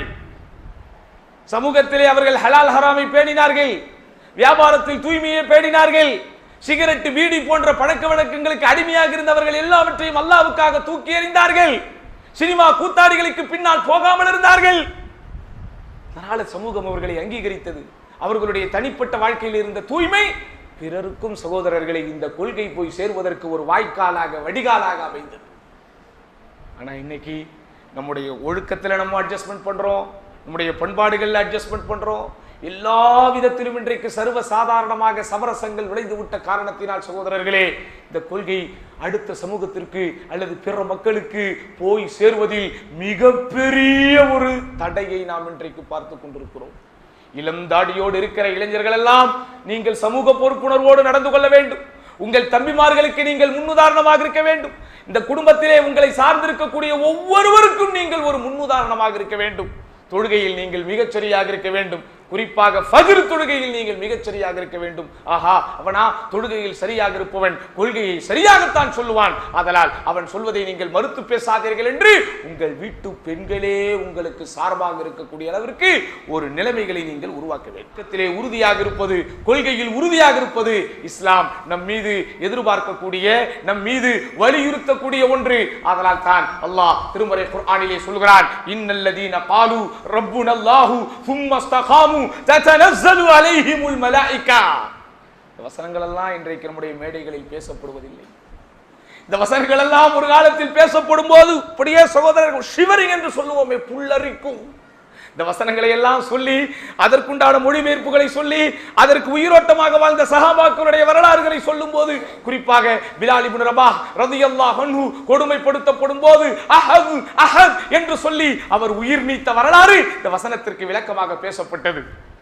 சுமையா ரலியல்லாஹு அன்ஹா கொல்லப்பட்ட வரலாறு இந்த வசனத்திற்கு விளக்கமாக பேசப்பட்டது. முஸாப் இப்னு உமைர் ரலியல்லாஹு அன்ஹு ஷஹீதான வரலாறு இந்த வசனத்திற்கு விளக்கமாக பேசப்பட்டது. இவ்வளவு பெரிய செல்வ செழிப்பான குடும்பத்திலே பிறந்தார். அந்த தெருவோரத்தில் வரும்போதே இந்த தெருவில் இருப்பவர்கள் அட வருவது முஸ்அப் தான் என்று தெரியக்கூடிய அளவிற்கு சகோதரர்களே, இந்த சமூகத்திலே யாருமே அனுபவிக்காத, யாருமே பூசிக்கொள்ளாத உயர் ரக வாசனை திரவியத்தை பூசியவர். அப்படிப்பட்ட முஸ்அப் சாகும் போது, இறக்கும் போது, கொல்லப்படும் போது, ஜனாசாக அவர் செத்து கிடக்கும் போது அவரை உடலை முழுமையாக போத்துவதற்கு ஒரு கஃன் துணி கூட இல்லாமல் மரணித்து போனார். இன்னைக்கு இந்த வரலாறுகள் எல்லாம் மறந்து போச்சு. இந்த வரலாறுகள் எல்லாம் இன்றைக்கு பேசப்படுறதில்லை. கொள்கை உறுதி சம்பந்தப்பட்ட வசனங்கள் எல்லாம் இன்றைக்கு காற்றோடு காற்றாக பறந்ததை போல் இருக்கிறது. இன்னல்லதீன காலு ரப்புனல்லாஹு சும்மஸ்தகாமு ததனஸ்ஸலு அலைஹிமுல் மலாயிகா. இவர்கள் எங்கள் இறைவன் அல்லாஹ் என்று சொல்லி பிறகு அதில் நிலைத்து நிற்கிறார்களோ, மலக்குமார்கள் அவர்களிடம் இறங்கி வந்து, நீங்கள் பயப்படாதீர்கள், நீங்கள் கவலைப்படாதீர்கள், வஅப்ஷிரு பில் ஜன்னா, உங்களுக்கென்று வாக்களிக்கப்பட்ட சொர்க்கத்தை கொண்டு நன்மாராயம் பெறுங்கள் என்று அந்த மலக்குமார்கள் சொல்லுகிற சுப செய்தி உங்களுக்கு வேண்டுமா வேண்டாமா?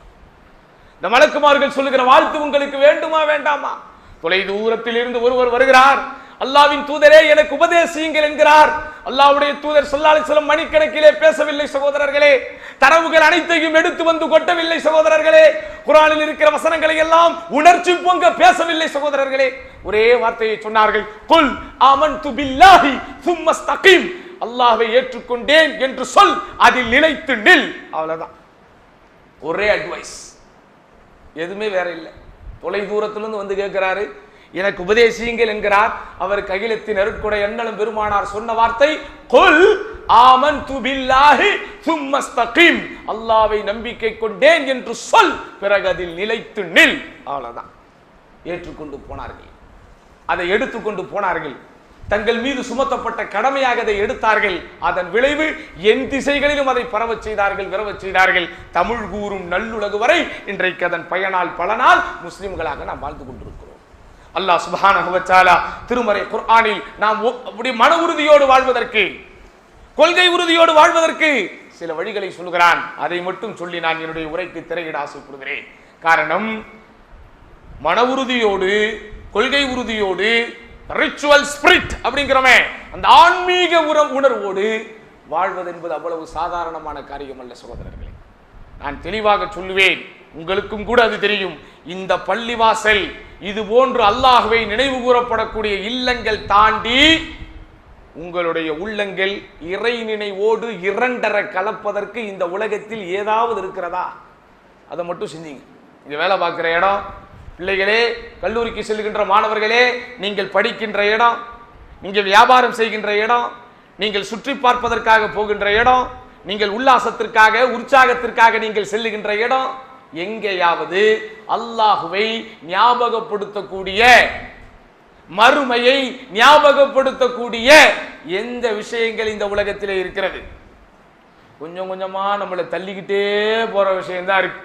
எங்கே பார்த்தாலும் பிரம்மாண்டமான கட் அவுட்டுகள், எங்கே போன்றாலும் பிரம்மாண்டமான கட்டிடங்கள், எங்கே பார்த்தாலும் விலை உயர்ந்த விஷயங்கள், எங்கே பார்த்தாலும் ஆண் பெண் கலப்புகள், எங்கே பார்த்தாலும் போதை பழக்க வழக்கங்கள், எங்கே பார்த்தாலும் சினிமா கலாச்சாரங்கள், எங்கோ ஒரு மூலையில் இருந்து கொண்ட இந்த கலாச்சார சீர்கேடுகள் எல்லாம் அங்கிங்கனாதபடி எங்கு பார்த்தாலும் இன்றைக்கு பிரகாசமாக ஒளித்துக் கொண்டிருக்கிற ஒரு காலகட்டங்கள். என்ன இருக்குது உங்களை அல்லாஹ்வின் பக்கம் நெருக்கி வைக்க? என்ன இருக்கு இந்த சமூகத்தில்? நீங்கள் மார்க்கத்தோடு ஒட்ட, மார்க்கத்தோடு நீங்கள் நிற்க என்ன இருக்குது? எல்லாம் வழிகேடுகள் தான் இருக்கு, எல்லாம் அனாச்சாரங்கள், எல்லாம் குராஃபத்துகள், எல்லாம் ஹுஸாமலாத்துகள். அப்படின்னா எல்லாமே அனாச்சாரங்கள், எல்லாமே மார்க்கம் தடை செய்த மூட பழக்க வழக்கங்கள், இதுதான் இருக்குது. உங்களுடைய ஈமானை நீங்களே பாதுகாத்துக் கொள்ள வேண்டிய ஒரு கட்டாயத்தில் இருக்கிறீர்கள். நம்முடைய ஈமானை நாமே பாதுகாத்துக் கொள்ள வேண்டிய ஒரு கட்டாயத்திலே இருக்கிறோம். அல்லாஹ் சுப்ஹானஹு வ தஆலா திருமறை குர்ஆனிலே சொல்கிறான், வகால அல்லதீன கஃபரு லவ்லா நுஸில அலைஹில் குர்ஆன் ஜும்லத்தன் வாஹிதா. அந்த இறை மறுப்பாளர்கள் கேட்ட கேள்விகளில் ஒன்று, இந்த இறை தூதரின் மீது இந்த வேதம் ஏன் ஒரேடியாக இறக்கப்படவில்லை? ஏனைய நபிமார்களுக்கும் இறை தூதர் நபிகள் நாயகம் ஸல்லல்லாஹு அலைஹி வஸல்லம் அவர்களுக்கும் வஹி வந்த வழி வேண்டுமானால் ஒன்றாக இருக்கலாம், வஹி வந்த வழி வேண்டுமானால் ஒன்றாக இருக்கலாம், ஆனால் வஹி வந்த வகை ஒன்றாக இல்லை. அது எப்படி?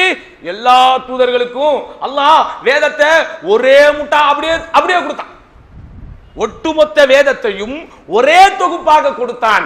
ஆனால் ரசூலுல்லாஹி ஸல்லல்லாஹு அலைஹி வஸல்லம் அவர்களுக்கு அல்லாஹ் வேதத்தின் வசனங்களை சுமார் 23 ஆண்டு காலம் கொஞ்சம் கொஞ்சமாக சூழ்நிலைகளுக்கும் சந்தர்ப்பங்களுக்கும் ஏற்ப கொடுத்தான். இந்த தரவுகளை தெரிந்து கொண்ட இறை மறுப்பாளர்கள் ஏளனம் செய்கிற விதத்திலே ஒரு கேள்வி ஒன்று கேட்டார்கள். ஏங்க, வேதங்கிறது அல்லாஹ் கிட்ட இருந்து வருதுன்னு சொல்றீங்களே, எல்லா வேதங்களும் அப்படியே ஒன்டமா ஒரே டைம்ல தானே வந்துச்சு, உங்க வேதம் மட்டும் ஏங்க விட்டு விட்டு வருது?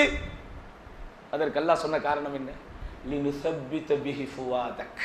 கேள்வி அவன் கேட்டான், கேள்வி இறை மறுப்பாளர்கள் கேட்டார்கள். ஆனால் பதிலை அல்லாஹ் அல்லாஹ்வின் தூதருக்கு சொன்னான். என்ன காரணம் தெரியுமா? கஸாலிக லினுஸப்பித பிஹி ஃபுவாதக். உங்களுடைய உள்ளத்தை, உங்களுடைய இதயத்தை இதை கொண்டு வலுப்படுத்துவதற்காக. அப்படின்னா என்ன புரியுது உங்களுக்கு? உங்கள் உள்ளம் வலுப்பட வேண்டும் என்றால் நீங்கள் குர்ஆனை அர்த்தத்தோடு ஓத வேண்டும். உங்களுடைய உள்ளம் வலுப்பெற வேண்டும் என்றால் அன்றாடம் உங்களுக்கு குர்ஆனோடு தொடர்பு இருக்க வேண்டும். நெஞ்சிலே கை வைத்து ஒவ்வொருவரும் கேட்டுக்கொள்ளுங்கள். என் அருமை பெரியவர்களே, என் அருமை வாலிபர்களே, கடைசியாக குர்ஆனின் எந்த அத்தியாயத்தை நீங்கள் மொழிபெயர்ப்போடு ஓதினீர்கள்? சொல்லுங்க. கடைசியாக குர்ஆனின் எந்த அத்தியாயத்தை முழுமையாக நீங்கள் படித்தீர்கள்? கடைசியாக குர்ஆனின் எந்த அத்தியாயத்தினுடைய தஃப்சீரை முழுமையாக நீங்கள் செவிமடுத்தீர்கள்? 15 வருஷம் 40 வருஷம் பயான்கள் ஓடிக்கிட்டு இருக்கு. நெஞ்சில கை வைத்து சொல்லுங்கள் சகோதரர்களே, ஒரு சூரத்துல் பக்ராவுடைய விளக்க உரையை முழுமையாக உங்கள் மௌலவிமார்கள் உங்களுக்கு சொல்லிக் கொடுக்கக்கூடிய ஒரு நிலையை நீங்கள் உண்டாக்கி இருக்கிறீர்களா? சொல்லுங்க. 40 வருஷமா ஓடிக்கிட்டு இருக்கு, 30 வருஷமா ஓடிக்கிட்டு இருக்கு. அல் குர்ஆனுடைய சூறாக்களை அஹ்லுஸ் சுன்னாவுடைய மௌலவிகளை வைத்து முழுமையாக தஃப்சீரை படித்த நபர்கள் இங்கே இருக்கிறீர்களா? அப்புறம் எப்படி உங்களுக்கு கொள்கையில உறுதி வரும்? அப்புறம் எப்படி சகோதரர்கள் நமக்கு கொள்கையில உறுதி வரும்? எல்லாம் 10ஓட 11 அத்தோட இது ஒண்ணு இன்னைக்கு போய்கிட்டு இருக்கு. 10ஓட 11 அத்தோட இது ஒண்ணு என்று எல்லாவற்றையும் ரொம்ப கேஷுவலாக, ரொம்ப சாதாரணமாக, வெயிட்லெஸ் என்று சொல்லுகிறோமே, கனமே இல்லாத ஒன்றாக எடுத்துக் கொள்கிறோம் சகோதரர்களே. ஆதலால் என் அருமை பெரியவர்களே, என் அருமை தாய்மார்களே, உங்களிடத்திலே பணிவோடு நான் கேட்டுக்கொள்வதெல்லாம் அல் குர்ஆனுடைய வசனத்தை அன்றாடம் படித்துக் கொண்டே இருங்கள். குர்ஆனுடைய கருத்தை உங்கள் உள்ளத்திலே சேர்த்து வைத்துக் கொண்டே இருங்கள். குர்ஆனின் சத்தான கருத்துக்கள், முத்தான கருத்துக்கள் உங்கள் உள்ளத்திலே போய் உட்கார்ந்து விட்டால் அது எதையும் தாங்கிக் கொள்ளக்கூடிய துணிச்சலையும் தைரியத்தையும் உங்களுக்கு தந்துவிடும். அடுத்து என்ன? அல்லாஹ்வுடைய ஷரியத்தின்படி அமல் செய்வது. அல்லாஹ் சொல்கிறான், யுஸப்பித்துல்லாஹு அல்லதீன ஆமனூ பில் கௌலி ஸாபிதி ஃபில் ஹயாத்தி துன்யா வ ஃபில் ஆখিরা. இறை நம்பிக்கை கொண்டவர்களை அல்லாஹ் இந்த உலக வாழ்விலும் மறுமையிலும் உறுதியான வார்த்தையை கொண்டு உறுதிப்படுத்துகிறான். இதற்கு அறிஞர்கள் விளக்கம் சொல்லும் போது, இந்த அல்லதீன ஆமனு என்பதற்கு விளக்கம் சொல்லும் போது, ஈமான் கொண்டவர்கள் என்பதற்கு விளக்கம் சொல்லும் போது, அல்லாஹ்வுடைய ஷரியத்தை கடைபிடிப்பவர்கள். அல்லாஹ்வுடைய ஷரியத்தை கடைபிடிக்கும் தன்மை என்பது நமது வாழ்வின் அத்துணை துறைகளிலும் அது தலையிட வேண்டும் சகோதரர்களே. அது நம்முடைய தொழுகையில் மட்டுமல்ல. நாம் நினைத்துக் கொண்டிருக்கிறோம் அல்லாஹ்வின் ஷரியத் என்பது என் தொழுகையிலும், என் நோன்பிலும், என்னுடைய ஹஜ் உம்ராவிலும் மட்டும்தான் தலையிட வேண்டும் என்று. உங்களுக்கெல்லாம் ஹஜ் செய்த ஒரு ஞாபகம் இருந்தால், உங்களுக்கெல்லாம் ஒரு முஅல்லிமோடு, ஒரு அஹ்லுஸ் சுன்னாவினுடைய முஅல்லிமோடு ஹஜ் செய்த அனுபவம் இருந்தால், அல்லது ஹஜ் செய்தவர்களுடைய தொடர்பு உங்களுக்கு இருந்தால் கொஞ்சம் கேட்டு பாருங்கள். நாங்கெல்லாம் முஅல்லிமா போவோம், இந்த ஹஜ்ஜுக்கு போகும்போது தூங்குகிற நேரம் தவிர, எப்படி தூங்குகிற, சாப்பிடுகின்ற, கிரியைகளை செய்கின்ற நேரங்களை தவிர அந்த ஹஜ்ஜினுடைய வழிகாட்டி இடத்துல 24 மணி நேரம் மக்கள் ஒன்று கூடி இதை செய்யலாமா, அது கரெக்டா, அது கரெக்டா, இது கரெக்டா, இது இப்படி செஞ்சா ஓகேவா, அது அப்படி செஞ்சா ஓகேவா, கேள்விகள் கேட்டுக்கொண்டே இருப்பார்கள். நான் 2 முறை ஹஜ்ஜுக்கு சென்றிருக்கிறேன். அல்ஹம்துலில்லாஹ் 2 முறையும் நான் வழிகாட்டியாக போயிருக்கிறேன். அந்த 2 முறையும் எனக்கு அந்த அனுபவம் இருக்கிறது. என்னை போன்று பலருக்கும் அந்த அனுபவம் இருந்து கொண்டே இருக்கிறது. இதன் மூலம் நான் உங்களுக்கு சொல்ல வருவது என்னவென்றால், உங்களுடைய ஹஜ்ஜும் உங்களுடைய உம்ராவும் மட்டும்தான் ஆதாரபூர்வமாக இருக்க வேண்டுமா? உங்களுடைய ஹஜ்ஜுக்கும் உங்களுடைய உம்ராவுக்கும் மட்டும்தான் உங்களுக்கு ஆதாரங்கள் தேவையா? உங்களுடைய ஏனைய விஷயங்களுக்கு ஆதாரம் வேண்டாம். உங்களுடைய திருமண விஷயத்திற்கு ஆதாரம் வேண்டாம். உங்களுடைய சொத்து பங்கீடுக்கு ஆதாரம் வேண்டாம். உங்களுடைய ஜகாத்திற்கு ஆதாரம் வேண்டாம். உங்களுடைய வியாபாரத்திற்கு ஆதாரங்கள் வேண்டாம். உன்னுடைய கொடுக்கல் வாங்கலுக்கு ஆதாரங்கள் வேண்டாம். உன்னுடைய ஏனைய வணக்க வழிபாடுகளுக்கு ஆதாரம் வேண்டாம். உன்னுடைய கொள்கை கோட்பாட்டுக்கெல்லாம் ஆதாரம் வேண்டாமா? இதை நான் அதாவது குறைபடுத்த வேண்டும் என்கிற நோக்கத்திலே சொல்லவில்லை. மக்களுடைய நிலைகள் எப்படி இருக்கிறது என்றால், ஏதில் அவன் இலகுவாக இருக்கிறானோ அல்லது ஏது அவனுக்கு இலகுவாக இருக்கிறதோ அதில் மட்டும் குர்ஆனும் ஹதீஸும் தலையிடட்டும், அதில் மட்டும் அஹ்லுஸ் சுன்னாக்கள் தலையிடட்டும், அதில் மட்டும் மார்க்கத்தின் ஆதாரங்கள் தலையிடட்டும். என் தனிப்பட்ட வாழ்க்கை, என்னுடைய சொந்த சுகம், என்னுடைய சொந்த விருப்பம் என்று வரும்போது அதிலெல்லாம் மார்க்க ஆதாரங்கள் கொஞ்சம் விடைவெளி விட்டே நிற்கட்டும் என்று நீங்கள் முடிவெடுத்தால் நிச்சயமாக சாகும் வரை உங்களால் கொள்கை உறுதியோடு இருக்கவே முடியாது. கொள்கை உறுதியோடு நீங்க பணத்தை தா, பொருளாதாரத்தை தா, வீட்டை தா, நிலத்தை தா, நகையை தா, தங்கத்தை தா, நிம்மதியை தா, குடும்ப வாழ்க்கையிலே நிம்மதியை தா, வியாபாரத்திலே பரக்கத்தை தா, இதை மட்டுமே தான் கேட்டுக்கொண்டிருக்க வேண்டுமா? கேட்பதில் தவறல்ல. ஆனால் அதற்கு முன்னதாக நீங்கள் கேட்க வேண்டியது உங்களுடைய பாவங்களுக்காக மன்னிப்பு, உங்களுடைய கொள்கைக்கான உறுதியை. எத்தனை பேர் அல்லாஹ்விடத்தில் கையேந்தி துஆ கேட்கும் போது நம்முடைய கொள்கைக்காக கேட்டிருக்கிறோம், நம்முடைய தௌஹீதிலே இறுதி வரைக்கும் நிலைத்திருக்க கேட்டிருக்கிறோம். வழிகட்டுக் கொண்டே போகிறார்கள். சகோதரர்களே, நீங்கள் நினைத்துக் கொண்டிருக்கிறீர்கள் நாம் எல்லாம் தர்காவிற்கு போவதில்லை, நாம் எல்லாம் மௌலூது ஓதுவதில்லை, நாம் எல்லாம் ராத்திபு ஓதுவதில்லை, நாங்கள் எல்லாம் குதுபியத்து ஓதுவதில்லை, அதனால் நாங்கள் கொள்கையிலே உறுதியாக இருந்து கொண்டிருக்கிறோம் நினைச்சுக்கிட்டு இருக்கிறீங்களா? எத்தனை பேர் இன்றைக்கு சிந்தனை மாறிக்கொண்டிருக்கிறான், எத்தனை பேர் தடம் மாறி போய் கொண்டிருக்கிறான், எத்தனை பேருடைய இல்லத்தில் வளருகின்ற சிறு பிள்ளைகள் ஈமான் இஸ்லாம் என்றாலே தெரியாமல் வளர்ந்து கொண்டிருக்கிறார்கள். நம்மளும் என்ன நினைக்கிறோம், இந்த பிரச்சனையெல்லாம் நம்மளோடு இருக்கட்டும், அது அவங்கிட்ட போக கூடாது. அது யாரு நினைக்கலாம்? அரசியல்வாதி அப்படி நினைக்கலாம். வேற வேற சிந்தனைகளிலே பொது வாழ்க்கையிலே ஈடுபடுகிறோம் என்கிற பேரிலே தங்களுடைய நேரத்தை காலத்தை துளைத்துக் கொண்டிருக்கிறானே அவன் நினைக்கலாம். சினிமா கூத்தாடிகளுக்கு ரசிகர் மன்றம் வைத்து வாழ்ந்து கொண்டிருக்கிறானே, பிழைப்பு நடத்தி கொண்டிருக்கிறானே அவன் நினைக்கலாம். யார் நினைக்க கூடாது? கொள்கையிலே உள்ளவர்கள் நினைக்க கூடாது. உங்களுக்கு எல்லாம் தெரியும் தானே, யாக்கூப் அலைஹிஸ்ஸலாம் மரண படுக்கையிலே இருக்கும் போது தன் வாரிசுகள் எல்லாரையும் கூட்டி வைத்து, நபிங்க நபி, வஹியோடு வாழ்ந்தவர், வஹியோடு வார்க்கப்பட்டவர், வஹியின் மூலம் மக்களை வழிநடத்தியவர், இந்த நபி மரண படுக்கையிலே கிடக்கும் போது தன் வாரிசுகள் அனைவரையும் அழைத்து வைத்து, மா தஅபுதூன மின் பஅதி, எனக்கு பிறகு நீங்கள் எதை வணங்கப் போகிறீர்கள் கேட்டார். யாராவது உங்களுக்கு தெரிந்த உங்கள் குடும்ப வட்டாரத்தில், உங்கள் நட்பு வட்டாரத்தில் எத்தனை பேர் தௌஹீது சகோதரர்கள் இறந்து போயிருக்கிறார்கள்? தங்களுடைய குடும்ப உறுப்பினர்களை கூட்டி எனக்கு பிறகு யாரை வணங்க போகிறீர்கள் என்று கேட்ட ஒரு சம்பவம் உங்களுக்கு நினைவு இருக்குதா? கேட்க வேண்டாமா? அது பெரிய கேள்வி இல்லையா? சொத்து பத்து இருக்கும்போது எவ்வளவு விவரமா வசியத்து பண்ணிட்டு போற நீ, மரணிக்கிற தருவாயில் கூட வர வேண்டிய கடன்கள் இருந்தால் எவ்வளவு விவரமாக அந்த கடன் குறித்த விளக்கங்களை சொல்லிவிட்டு போகிறீர்கள். குறிப்பாக பகை இருந்தால் எவ்வளவு அழுத்தமாக அந்த பகையை குறித்து கூட சொல்லிவிட்டு போகிறீர்கள். அவங்க கேள்விப்பட்டிருப்பீங்க, ஒரு குறிப்பிட்ட குடும்பத்துக்கும் இவருக்கும் பகை இருக்கும், அவருக்கு தெரியுது இன்னும் கொஞ்ச நேரத்துல நம்ம பிரிய போறோம், மனைவியை கூப்பிட்டு மக்களை கூப்பிட்டு அவனை மட்டும் என்னுடைய ஜனாசாக்கு வர வச்சிராவே, அவனை மட்டும் உள்ள விட்டுறாதே, நான் மரணித்ததற்கு பிறகும் அவனோடு மட்டும் நீ உறவு வைக்காதே என்று சொல்லிவிட்டு கூட மரணிக்கின்ற இந்த சமூகத்திலே பிள்ளைகளை கூப்பிட்டு, பேர பிள்ளைகளை கூப்பிட்டு, வீட்டில் இருப்பவர்களை கூப்பிட்டு, இந்த தௌஹீத் என்கிற கொள்கையில இறுதி வரைக்கும் உறுதியா இருங்க, இந்த பள்ளிவாசலோடு தொடர்போடு இருங்க, இந்த பிரச்சார பணியிலே உங்களையும் இணைத்துக் கொள்ளுங்கள் என்று சொல்லிவிட்டு சாகிற யாரையாவது நாம் கேள்விப்பட்டிருக்கிறோமா சகோதரர்களே?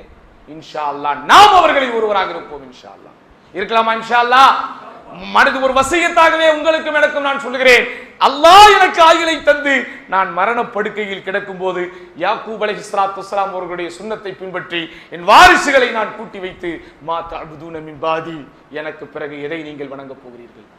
யாக்கூப் நபி கேட்கிறாங்க, சுற்றி இருப்பவர்கள் பூரா சொல்றாங்க, நஅபுது இலாஹக், உங்களுடைய இறைவனான இப்ராஹிம் நபியின் இறைவனான, இஸ்ஹாக் நபியின் இறைவனான, உங்கள் மூதாதையர்களுடைய இறைவனான இந்த ஒரே இறைவனைத்தான் நாங்கள் வணங்குவோம் என்று சொன்னார்கள்.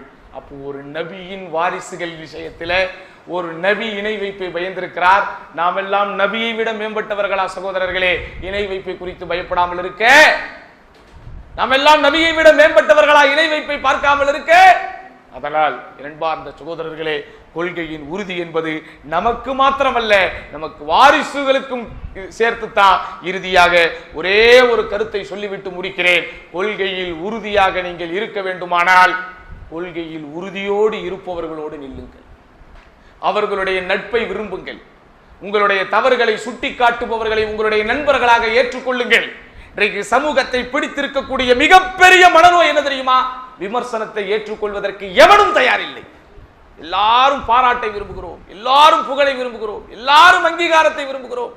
என்னிடத்திலே இருக்கிற குறைகளை, என்னிடத்திலே இருக்கிற எதிர்மறைகளை என் முகத்துக்கு நேராக சொல்லுகிற யாரையும் நான் விரும்புவதில்லை. இப்படி யாராவது சொன்னால் அவனோடு முகம் கொடுத்து பேசுவதற்கு கூட என்னுடைய உள்மனம் இடம் கொடுப்பதில்லை. அந்த நிலைமையை மாத்துங்க. ஊருக்கு 1-2 பேராவது அப்படி இருப்பாங்க.